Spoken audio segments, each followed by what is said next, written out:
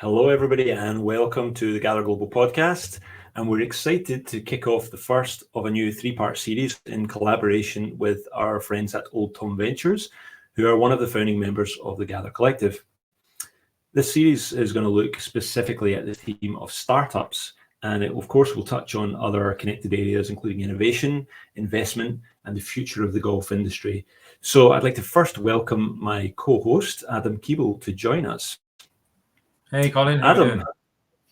very well, very well. I hope you're good. This is an area we've talked about and kind of talked around for quite some time now. There's so many sort of interesting and creative and innovative people that we're speaking to really on a sort of daily, weekly basis right now across the golf industry. So it's really exciting that we can get a little bit more focused in on this area with the team at Old Tom Ventures. So what are you most looking forward to in this first conversation for the series? I think for me, it's really now looking at a market sector that's really emerging. I was fortunate to be at the PGA show last week, lots of talking around startups. In Gather, we've had lots of startups, entrepreneurs come into the community. And really, golf, in my experience, has been more around being a trophy asset when it's part of a portfolio for investors rather than a commercial opportunity. So starting to see how we can execute, how we can start to build out infrastructure, ecosystems for startups, but really get some insight for some guys who have been there, done that, and doing some really exciting things in golf right now. Yeah, fantastic. Well, in that case, let's welcome our guests today, Matt Early and Evan Roosevelt from Old Tom Ventures. Fantastic to have you both with us. Thank you very much. Good to see you. Thanks for having us. Yeah, really good to be here.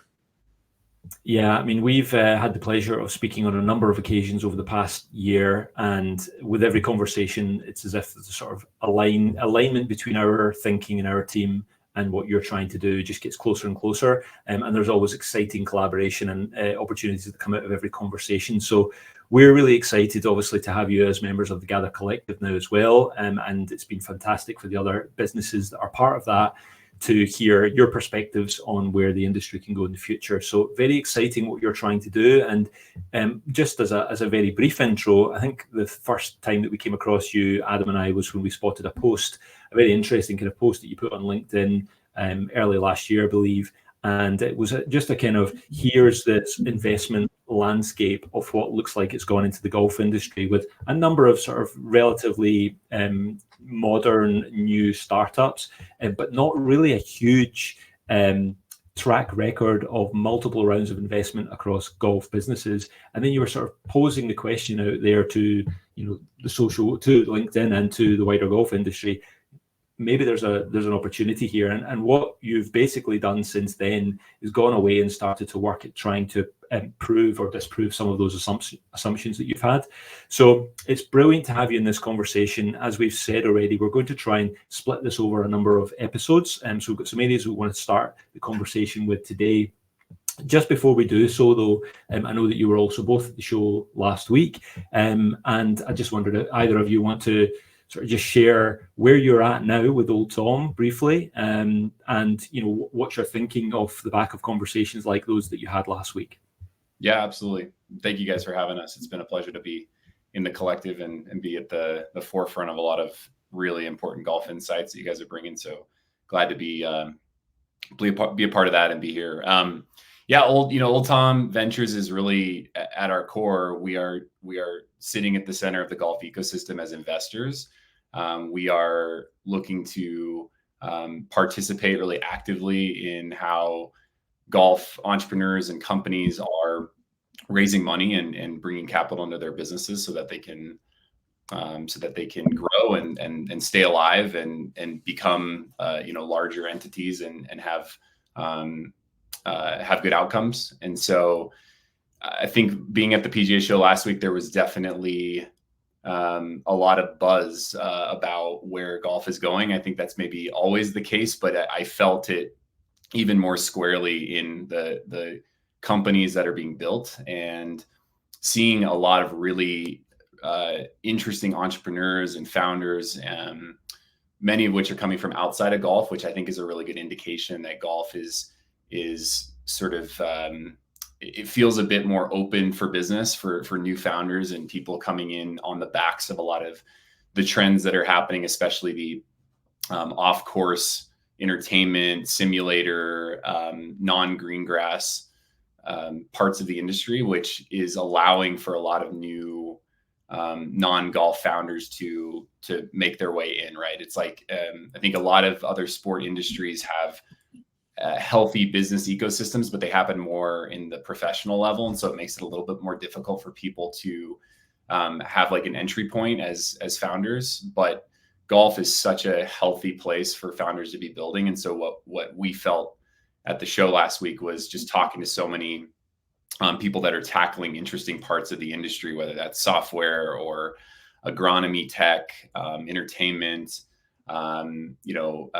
travel, e-commerce. I mean, there's just so many interesting individuals that are building things that we think have really big opportunities in golf. And so just felt a lot of that wave of excitement and the sophistication of people coming into golf, building businesses that we think are going to have a lot of value. Yeah, excellent. Thanks, Matt. I mean, that reflects definitely the sort of growing feeling that we've had, particularly probably over the last 12 to 15 months. And specifically, just there's a lot of people that we seem to be connecting with just online that are throwing new ideas out there and actually starting to be brave enough to just have a go and jump in and try and make a difference. And jumping across to you, Evan, anything to add just in terms of your general thoughts on golf's current startup landscape? Yeah, I mean, echoing what Matt said, I mean, it's an exciting time for sure to be building in the space and also, to investing. Golf is rapidly changing, and it has rapidly changed over the last few years with more folks playing off course than on course in the last year. That's really significant, right? And I think it's a significant indicator of where things are going in terms of access to the game, the kind of white space between that entry point, whether it's at a Topgolf or a Drive Shack or one of these other off-course entertainment properties, and how to turn that golf obsessed into golf curious, and some of the businesses that are being built around supporting that journey for people. I think I really believe that there's no better time in the history of the game than right now to be building a product, because there's the tectonic plates underneath the golf industry are rapidly evolving and shaking and changing. And that means there's opportunity. There's opportunity for founders to come in and build a great product. There's opportunity for investors to get involved at the ground floor of some transformative businesses. There's opportunity for the major players in the golf industry to start to rethink some of their business models. I mean, we've seen this with TaylorMade investing in off-course entertainment. We've seen this with Callaway, obviously, making their push. I think there's an acknowledgement and a sophistication at pretty much all level of the golf industry that things need to change and continue to evolve for golf to remain in a good place for the next 600 years, which is a pretty exciting place for it to be. Yeah, and just to pull on one of those threads that Evan said, the fact that last year more people experienced golf off of a traditional golf course than on is obviously profound. But even looking deeper at that, I would be hard pressed to find a lot of mature industries or sport areas or activities or whatever that effectively in the last, maybe call it 10 years, nearly doubled in size because people are actually experiencing that sport in golf in a new way, right? The fact that now, it feels like overnight, although it's been maybe over the last 10 years, you have nearly twice as many people playing golf. They're just doing it in a non-traditional way, right? Those new entrants. And so you have an industry that has grown that much, but the growth has come mostly from a new part of that sector. And so that to us screams opportunity. It screams, the opportunity to innovate and to take advantage of these new tailwinds of a new golf consumer. And not forgetting that there is this incredible golf consumer that already exists within golf, the sort of traditional golfer. But I think as investors and sort of former operators and builders, we just look at that and say, wow, that's a really profound change. And we think that many really valuable companies are being built today that over the next 5 to 10 years are just going to have a huge impact on whatever golf looks like, whether that's on a course, off a course, on a screen, on a pair of goggles, you know, in an entertainment F&B concept, like whatever it is, we're excited about being a part of that wave and being a part of whatever golf is going to continue to look like in, you know, the next 10 years plus. Mm-hmm. So speaking of screaming, if someone's sitting listening to this and screaming, I've been thinking about this idea. This totally resonates with me. The golf industry needs people like what you're doing at Old Tom, all the kind of people that we are meeting on a weekly basis who are sort of this inspirational new drive to, I guess, create an ecosystem that allows people to be more confident in trying this within golf. Is it becoming easier or harder for golf businesses to get funding? Hopefully easier. I mean, hopefully we're part of that, right? Of showing that there's real value to be created for investors by participating in early stage opportunities. I still think it's hard though. I mean, it's, you know, I experienced as a founder in the golf industry that it was challenging to find strategic capital, right? I mean, I think that there's always going to be, you know, angel investors that are going to be willing to, you know, essentially take a flyer or participate at an early stage. But I think what we found through the course of the last year was that the opportunity to partner with strategic investors that can accelerate the trajectory of a business with not only capital, but with also introductions, with guidance, with all the sorts of other systematic, you know, benefits that you see in you know, tech industries and some other verticals,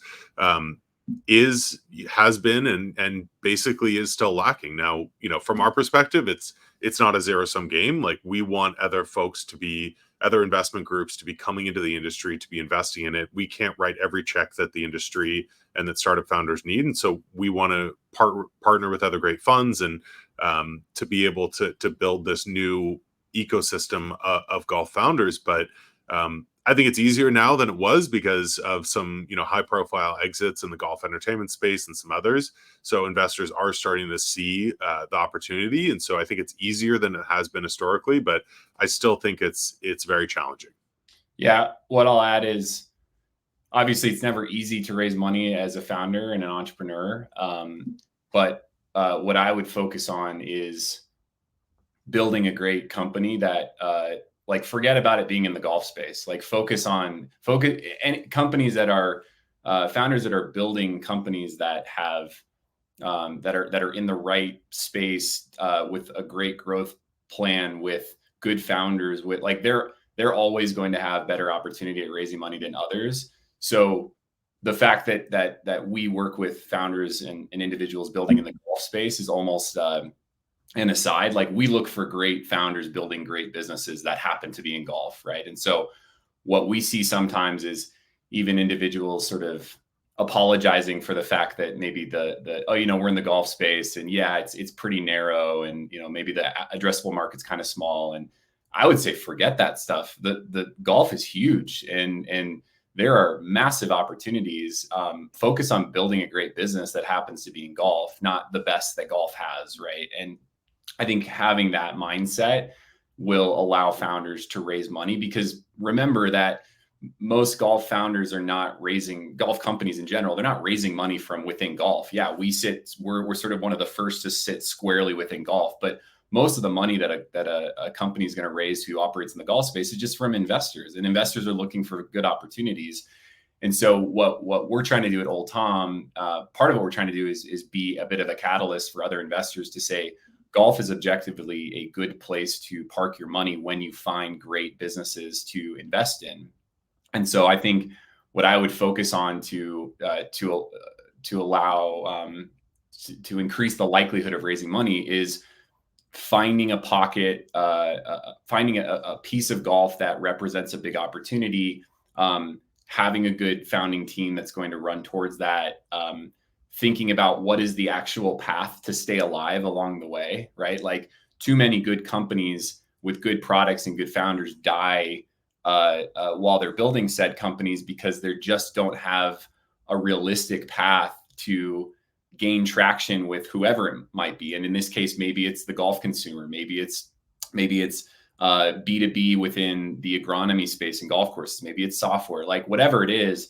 think the most important element that will allow founders to raise money in general is to have a believable path to stay alive and not spend all of their investors' money along the way before they're able to get to that next stage. That's a hard stop. Doesn't matter if that's golf or any other space. And in golf, I think the challenge is that golf does feel small to outside investors. And so to be able to say, we can capture a large, valuable piece of this market, and here's how we're going to do it, I think that's a really important element.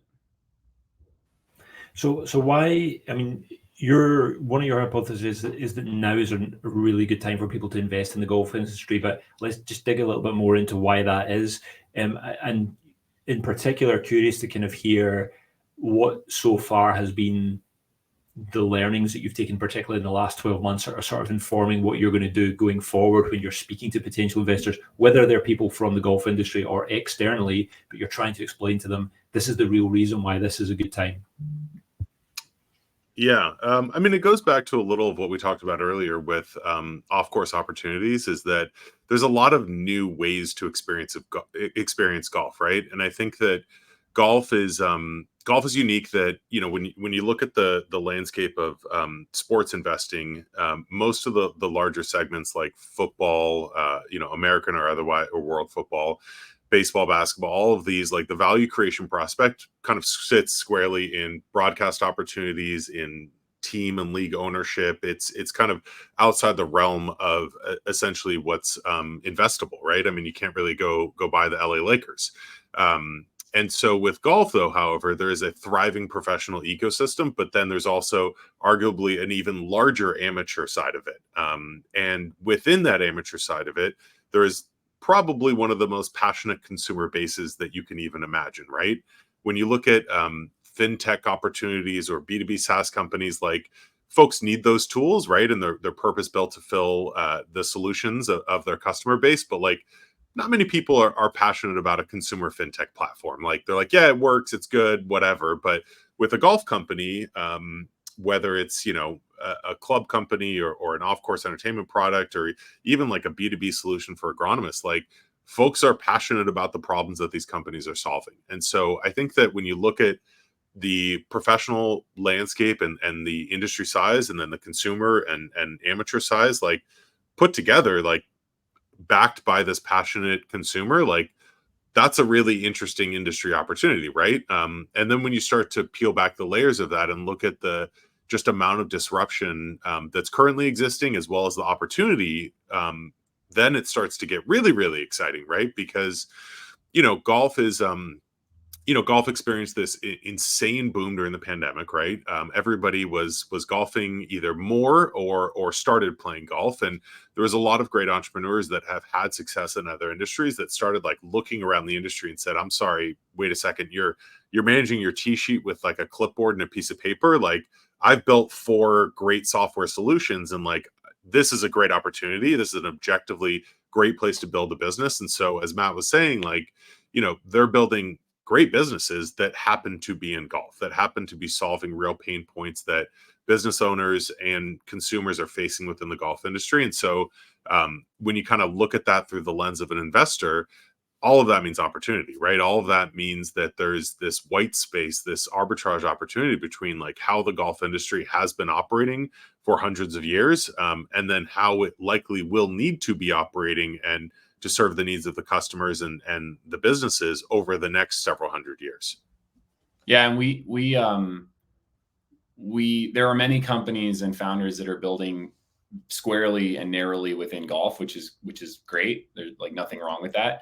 But we also see that there are a number of companies that see the opportunity to kind of expand the addressable market, to either start within golf and have use cases outside of golf that allows them to be a golf business or golf adjacent business. But when they look at raising money and sort of how large they can become, the ability to not just sit within golf, but to provide similar solutions outside of the game. A lot of that is in the like business to business space.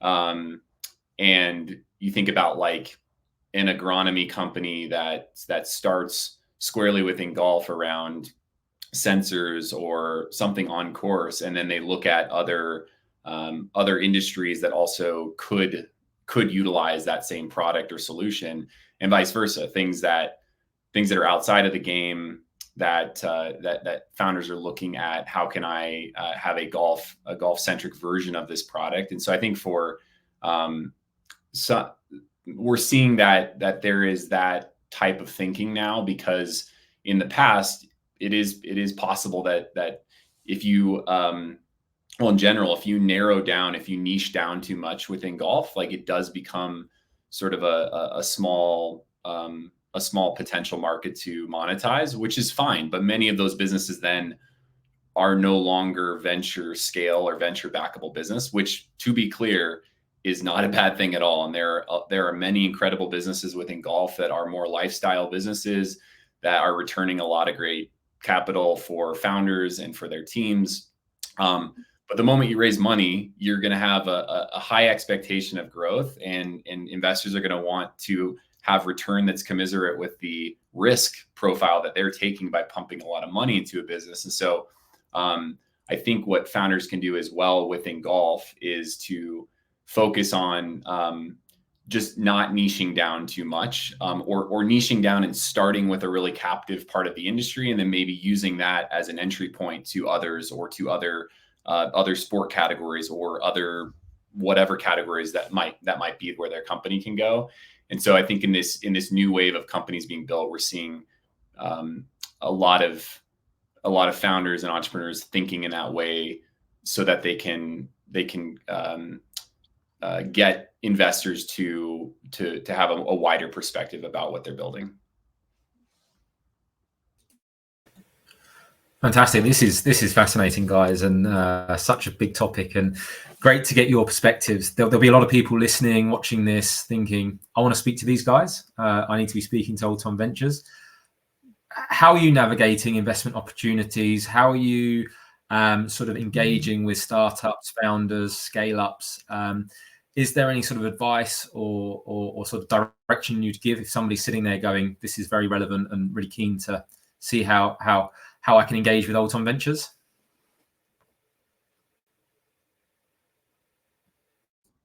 Yeah, so we talk to a lot of founders, and what I will say is we are one piece of the funding opportunity that exists out there. Obviously, we're sort of on our own entrepreneurial journey to getting outside investors to view golf as objectively an interesting place to park their money, which, to be fair, is not an easy feat, because golf has not received a huge amount of venture money and capital in general. And so what we are, we've made a number of investments to date. We are growing a pretty large syndicate that is, by all accounts, the most active investor, or becoming the most active investor in the golf space, through a pool of really passionate and interested accredited investors that we bring deals to. So I think number one, like, we want to talk to founders who are building great things. It's our job to look across the industry and to understand exactly what's happening and who's building, and for us to have a really good lens of where golf's going, and to find great companies that are building in those spaces. And so we want to talk to founders. I think my advice would be that founders take a close look at, number one, should they be raising venture money? And to my earlier point, not everybody needs to raise venture money. And for many, it could be absolutely the wrong decision, because, again, you're bringing in outside investors who care about a certain scale and growth behind the business. And there's a little bit of a loss of, obviously, control and equity and things like that. And so I think many businesses should start without venture money. They should go out and really focus on finding product market fit and being able to qualify the opportunity, and then decide if they think venture is necessary to scale, and if they think that they want to bring in partners, and that they're operating in a part of golf that has the scale and doesn't have a natural ceiling because of the size of the area or the market that they're going after. So I think answering that question, number one. And then if they're in a position where they want to raise, my other advice would be to really really qualify that opportunity and have a very tight narrative around where they're going, how they're going to get there. Even for us as earlier stage investors, many things that come to us are still too early stage. Like we have to be careful with our investors' dollars to qualify opportunities. And so I think with founders, even if they're not, they're pre-revenue or they're just kind of starting off, I think the ability to really show that there is some momentum and that there's some opportunity, because we have to, even as early stage investors, de-risk that as much as possible. And we're not going to be the only check by any stretch of the imagination, right? Like we participate in deals, and we try to bring in other great partners and other great angels and venture capitalists and others. But to my earlier point, we get golf and we understand it, but a lot of the money that's going to come into a company might not be as interested or passionate about golf. They care about return. And so being able to show that to investors. So all that being said, we want to talk to people, and people can find us through our site, oldtom.vc. And we try to talk to, as many folks as we can. And we bring a certain number of deals a year into due diligence. And then we bring a certain number of deals into our syndicate to fund. And yeah, we're just excited about what's being built and what's ahead, and being able to also ourselves have deeper pockets and more money available to put into great companies that are building in the golf space. And so we're kind of on that, that journey ourselves to go to the outside market and say, the capital markets, and say, golf is not just a fun and sexy investment, right? It's objectively an interesting place. And we're finding sophisticated founders building big products and businesses that are going to return a lot of capital to investors. And yeah, we get to have a lot of fun along the way because we get to operate in the golf space. But number one for us is being able to find good founders that are building things that can return value. Yeah, and I'll just add from a tactics perspective, I would encourage folks that do want to speak with us, that do want to reach out, to think about how to communicate that vision and that pathway very succinctly, and kind of open up some of the conversation very early on in those conversations. We definitely get a lot of inbound of like, I'm building something interesting in golf, let's talk. And it's, we have to do our best to prioritize our time. And I would encourage folks to, to just be transparent with kind of the vision they have and the pathway to get there in a very succinct way. Matt and I are big believers in, like, everyone's got an idea. Ideas are kind of cheap. The execution of that idea and the believable pathway to scale is really where the challenge as an entrepreneur comes in. And so I would encourage entrepreneurs out there that have a brilliant idea, as Matt said, like, find some early market traction, find some, qualify the opportunity, understand deeply about where the potential for that business can go, and reach out to us in a very clear and transparent way about how we could be additive to be involved. Yeah, and would you say, from your experience then, what would be some other big pitfalls that startups fall into? Yeah, I mean, I think go ahead, Matt. There are a lot of really overly passionate founders in golf, and we get that because we love golf too. We're overly passionate. That's not a detriment. But there are risks to that. One of the risks is when you care so much about a space, oftentimes you don't have the full perspective of the risks that are around. And my example is many founders who build in categories that are, let's call them kind of boring, or maybe it's like deeper software businesses, or data analytics, or things that just maybe aren't as sexy. I can tell you those people are probably building in those spaces because they just see a big opportunity and they're looking for return, and they think they can go build a big business. Not to dumb down sort of passions that are in those areas, but with golf, sort of the problem that can exist is oftentimes there's so much passion that you continue to push forward with something that maybe has too many flaws in it on its own. There's also people around you that are saying, this is a fantastic idea. Everyone's going to love this. And that's because they're encouraging, and they love the sport too, and they love the game, and they want you to work in golf.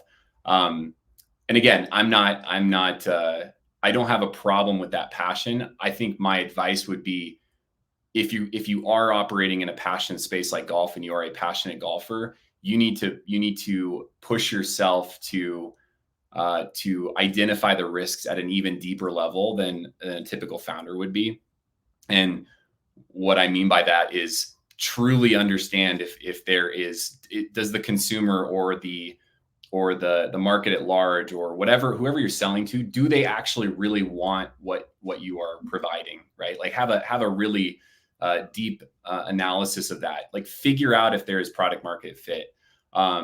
Figure out if there is a path to build something and not spend all the money that you are putting into it and survive along the way. Like these are all questions that, of course, it's hard to answer them. And I would never tell a founder to not go down that journey of trying to build something. I just, my advice would be, in a passion focused category, to be really, really focused yourself on identifying those risks and asking yourself the question along the way: is this something I should be building? Is this something I want to spend my time on? Is this something I want to put my money into? Because the passion of golf can sometimes put the goggles on our eyes. And so treat it like any other business. Treat it, forget that you love golf. Treat it like you're building something that's in a space that's not sexy and not fun and not interesting. And do you want to go down that journey, and do you want to build that?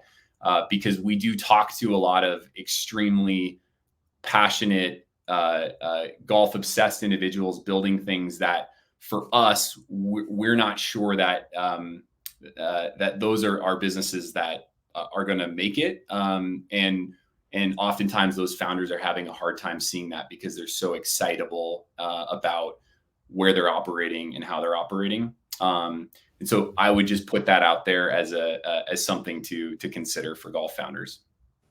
Yeah, and I would also add that I think there's I think it goes back to honestly what Matt, you were saying earlier, which is like, not every business is going to be venture scalable. Not every business needs to conquer the world in year one. Most businesses don't, in fact. Most of the big businesses that you see in golf or otherwise are overnight success, 10 years in the making, right? They were they start small and then they expand and add on and add on. And so if you're an entrepreneur with a great idea, go out and build the V1 of it. Go out and build it in the shadows and kind of bring it out to the world and start getting people excited about what you're doing, and then start adding in and layering onto that. And I also think that, have realistic expectations of what that business can do. I mean, there's a lot of very, very successful people that have never taken an investor dollar and run a cash flow positive business and go on great vacations and live in a beautiful house and have a great life, right? And I think that there's a lot of folks within golf that is true as well, that may have more of a point solution, more of a training aid, or a singular device product, and they make a good living. And I think that it's not everything needs to be, not even every business needs to have $1 billion exit and, kind of a splashy headline. It's like, there's a lot of good companies that can be built, starting with a single product and selling it on Amazon, and then adding in another product and increasing your inventory volume, and like kind of starting small and layering in. And I'd also say, like, one last piece of advice for like folks that are starting out in their career and like coming out of college or early on and want to get into the golf industry and want to be an entrepreneur, is like, before I was an entrepreneur and before I was an investor, I was an intrapreneur. I worked for companies and I was actively involved in helping to grow those companies and figure out how to run a business and how to add in new products. And it's like a low barrier entry point into becoming an entrepreneur yourself, and I know that's where Matt started as well, is working for companies in a growth role of like helping them think through how they can scale up using another person's product and investor dollars, and not having to bear the burden of going out and trying to fund a business that doesn't exist yet. Yeah, fascinating. And if we think about, I think the easy place what a lot of people think about when they hear entrepreneurial and the word entrepreneur, the phrase startups, you think about the tech startup stories because there's so many of them. They're so common, and a lot when you think there's your sort of Y Combinator level, but then there's all these similar type programs that have existed and come sort of to the fore, I guess, over the last 15, 20 years maybe, and they're in all sorts of little locations around the world. They are in many cases looking to try and help people to learn if they have the right sort of traits that can lend themselves to building something. It gives them, in some cases, an element of perhaps support funding or development support for them to test ideas in a bit of a more supportive environment. Does that sort of thing exist anywhere in golf, in any small level that you guys are aware of yet? No. There's obviously great accelerators out there. There's great sport focused accelerators out there that people can take advantage of. And to my earlier point about sort of you're building a great company that just happens to be in golf, I think any accelerator can be helpful and strong with that. We are very interested in thinking about those opportunities in golf, and starting to go down that road with a number of partners and groups to think about what that might look like. I think with golf, because the category and many companies' success is also based on the ability to scale within the category and to have the relationships and the ability to navigate what's happening in the industry. We think that there is potentially an opportunity to do that within golf as a narrow category. But I will say that to people looking to build things, what an accelerator is going to do, which is great, but that you can also do on your own, is it's going to walk you through the journey of qualifying and prepping your business to be able to start that journey of scaling. And I think the biggest core factors of that, number one, is like qualifying that opportunity, even at a micro level, excuse me, to be able to say, are there signals in the market that there's a gap or an opportunity or something that we're bringing that doesn't exist? Like, are there actually signals of that? Not just do we think there are signals? Like, we need to ask people, we need to survey people, we need to talk to those customers, those individuals. I think the next thing is can we put something out there to actually qualify that it's not just a signal, but actually that we have a solution that is going to fill that void. And so even if that's just a really early stage version, an MVP of your product, your service, or whatever, and being able to now actually qualify that with people.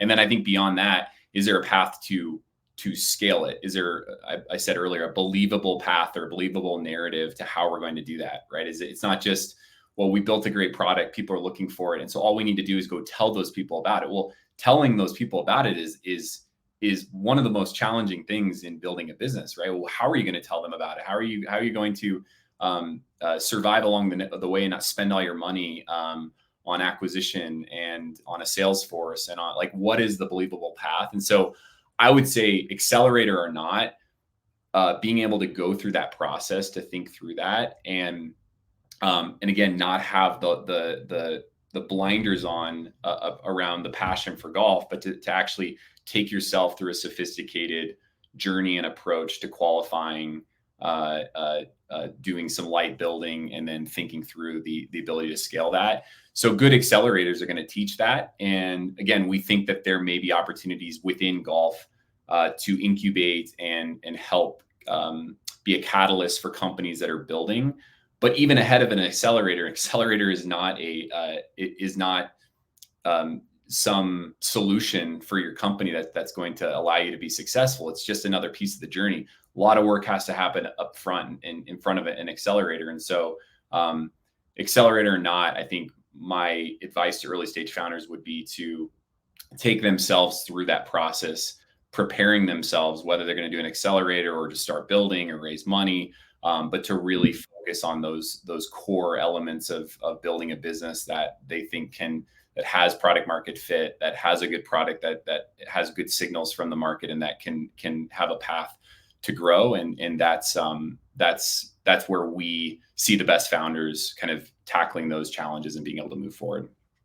And all of those things, all of that journey that Matt, you just went over, it's like that's actually the core of what it takes to be running a startup, to be founding a company. That's the behind the scenes process that you kind of as a founder have to be obsessed with, right? I mean, it's like the Kobe Bryant, like Mamba mentality. Like you have to be in love with the process of going to the gym every day and practicing, because then the outcome of playing in the games will happen naturally. And I think that with startup founders, there's so much, what we hear a lot, and what I've even experienced myself is like, it's so easy to be obsessed with the end result of like, I'm going to have this big company. I'm going to do this, I'm going to like be the biggest company in XYZ. I'm going to have this big exit. But it's like, actually, you can't be in love with that part of it. That will come naturally. You have to be in love with what Matt described, which is the journey to understand your pathway to viability. And like, without an accelerator, like it's never been a better time in human history to be able to learn something you don't know about and to be able to achieve fluency of conversation. Like YouTube University, like literally go on YouTube and search some of the things that Matt just talked about, and you will find thousands of videos of very, very smart people to be able to teach you exactly that. And for you as a founder to be able to talk about those things and to deeply understand what each of those 10 poles mean and how to achieve them and how to go through that. And so it's like, as a founder, you just have to like love the process of learning about the things you don't know about when it comes to running your business and growing, and be able to craft a believable narrative to folks like ourselves to show us that you can achieve it. And here's what's great about operating in a narrow category like golf versus other areas of sport is if I'm building a business in basketball and I'm focused on the professional side, I can't just walk in and get a meeting with the owners of the Lakers or the Bucks or the Nuggets. Like I can't, like that's going to require a lot of work and time and relationships. If I'm building a business in golf, and let's say on the agronomy side, I can probably figure out how to get 20 superintendents of top courses to have a conversation with me about what I'm doing. I can qualify that, right? Like I can speak to 100 PGA club professionals about what I'm doing and understand if I'm solving something that they're actually looking for, or that they could be looking for if they knew it existed. Like I can go out and actually touch the golf consumer, right? I can survey them. I can show up at a course and have them touch my product. I mean, I can do all that within golf. And so that de-risks companies up front. And sometimes the output of that might be, hey, what we're working on, what we thought we really should build is not what we should build. We need to take a different approach. But trust me, you want to know that long before you dump your money into the business or you start to spend the next 2 years trying to build something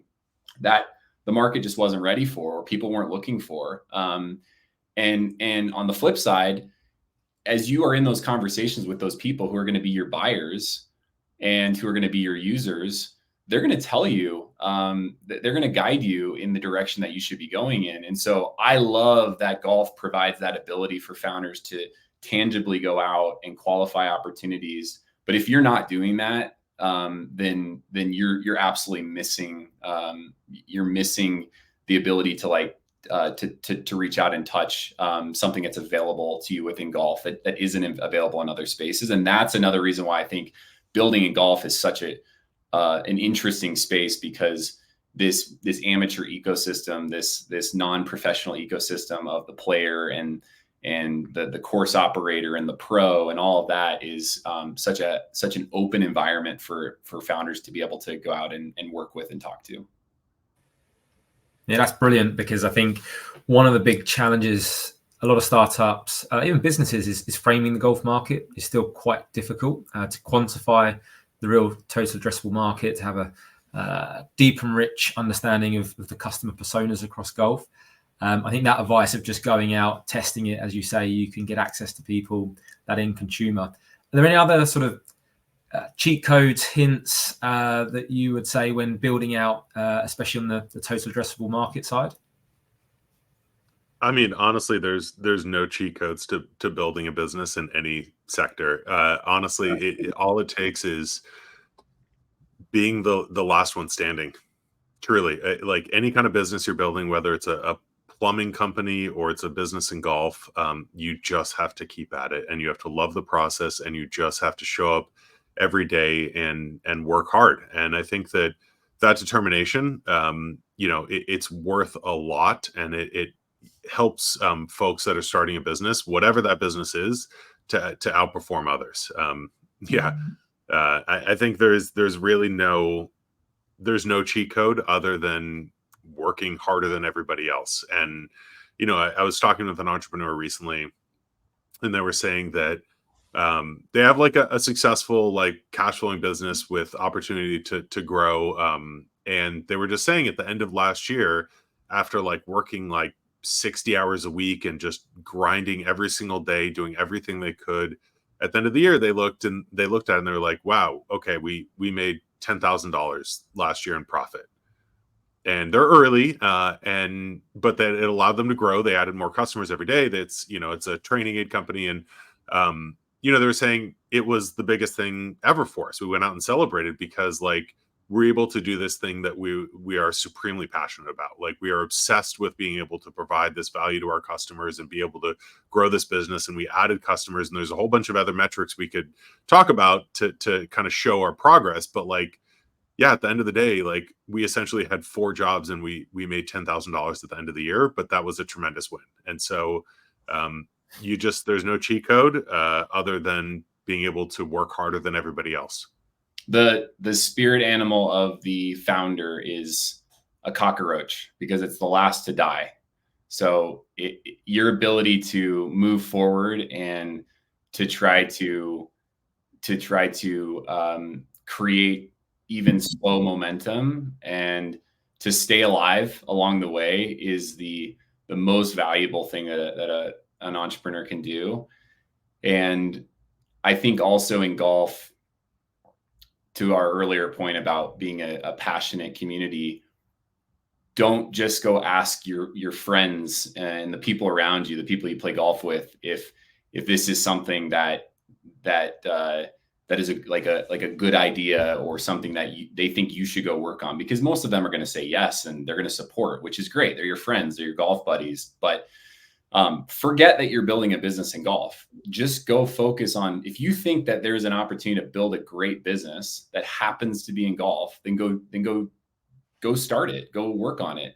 But you need to put in place hedges along the way, like hedging your risk along the way, or maybe even literal hedges that you have to jump over, right? You need to put hedges along the way so that you can qualify each of those opportunities. You're not going to just go all in, right? You're going to, start. I always tell founders too, there's nothing wrong with starting a business while you are working at another business. Like, that's not, like, burn the ships does not have to be the mentality of everyone. I know that's like what we read about, and those are the stories that are out there. But some of the best founders that we've talked to have incubated their own concepts while they are working and allowing themselves to provide for their families and still make money. And their businesses launch out of that and are healthier because of that. And they're not in this like all or nothing, do or die space. And we see a lot of founders who do that as well. And they're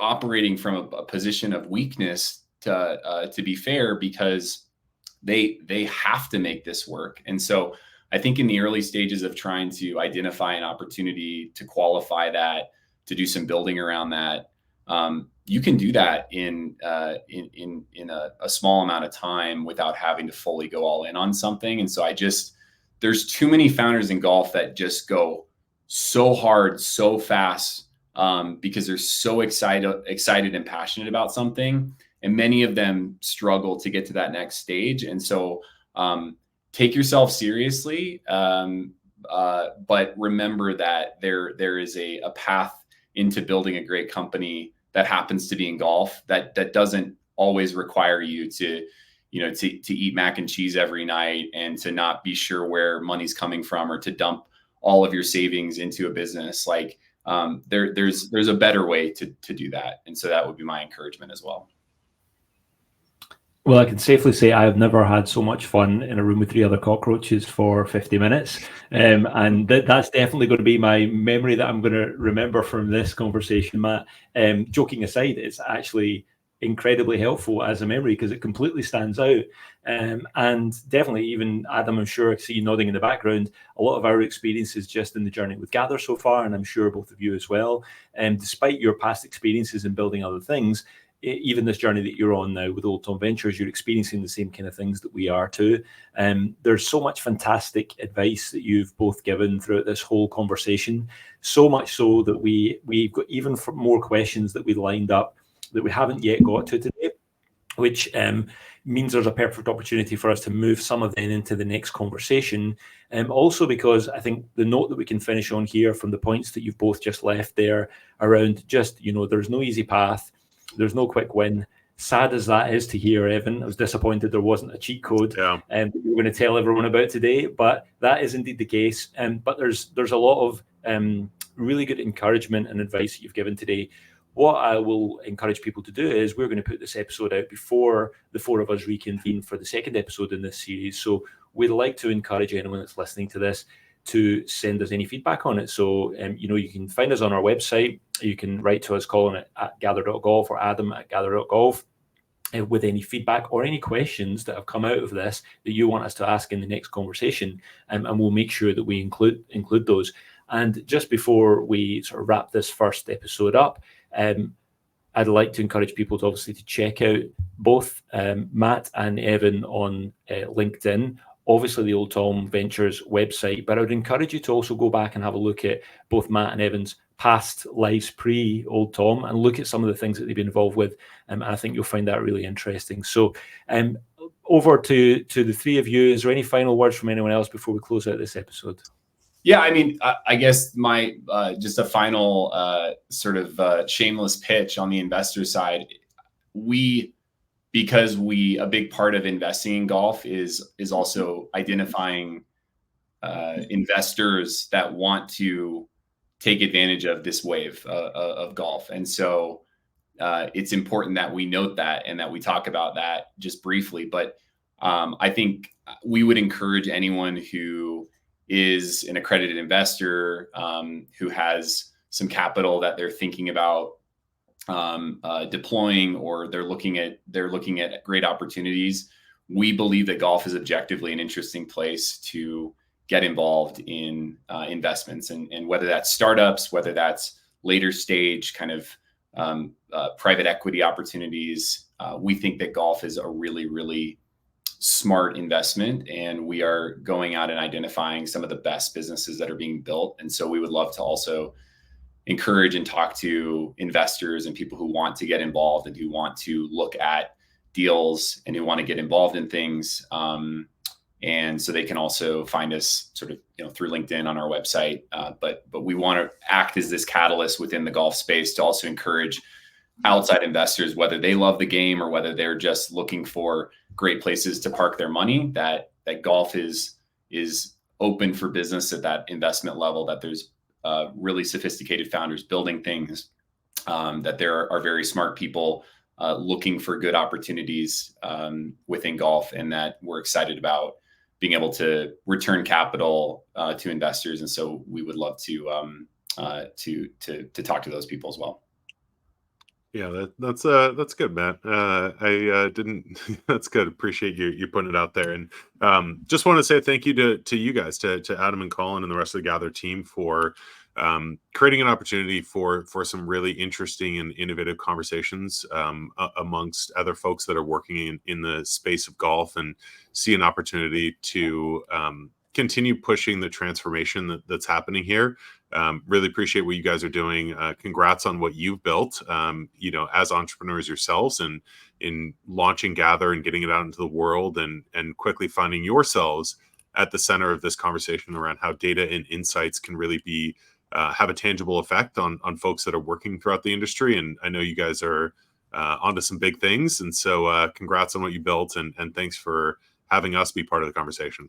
Yeah, and shameless plug that we've been a part of Gather now for I think about 6 months, and it has been as members of Gather, it has been really valuable for us to be able to look at the trends that are happening in the space, to look deeply at white papers and insights, not just data, but insights, and what is the output of these things. And so would definitely encourage anyone who is operating in the golf space, companies, that they take a look at what Gather's doing and what you guys are doing, because it's been a lot of fun and very helpful for us in how we think about where golf is and where it's going. Yeah. By the way, a lot of those very smart things that Matt and I said earlier about the non-traditional golfers and off-course activity and that rising tide came directly from the Gather report. Just regurgitating smart things. Yeah, exactly. Yeah, and taking credit for it like great entrepreneurs ourselves. No, I think long may it continue. Yeah, it's very much appreciated, both of you. Thank you for your kind comments. Extremely valuable, as all of our conversations are. They're extremely valuable learnings for us, and that feedback's fantastic. So thank you, everyone, for your time today. It's been an incredibly interesting first conversation. I'm sure we're all going to reflect. There's going to be some bits that we think about that we're going to dive into a bit further in the next episode. Really looking forward to that. Thanks for your time, and thanks to everyone for listening to this.